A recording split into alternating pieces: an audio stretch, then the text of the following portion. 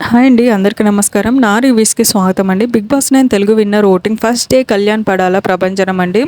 గెలుపు అంటే ప్రత్యర్థిని ఓడించడమే కాదు, ముందు తనని తాను గెలవడం. అలా గెలిచిన వాడే చివరి వరకు నిలుస్తాడు. కళ్యాణ్ పడాల విషయంలో ఇదే అయింది. అసలు కళ్యాణ్ పడాల విన్నర్ రేస్లోకి వస్తాడని ఎవ్వరూ ఊహించి ఉండరు. తన తొలి 3 వారాల ఆట చూస్తే కానీ 4వ వారంలో తనని తాను మార్చుకున్నాడు.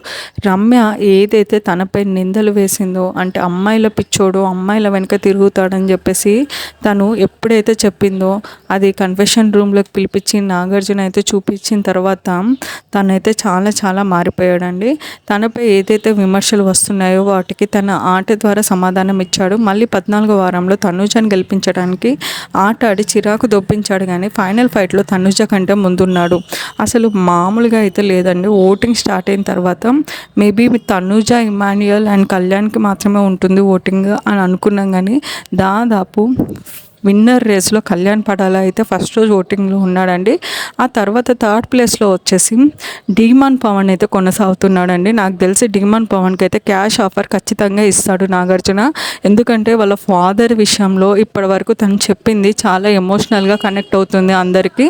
అండ్ దీని గురించి మీరేమనుకుంటున్నారో కామెంట్ సెక్షన్లో కామెంట్ చేయండి.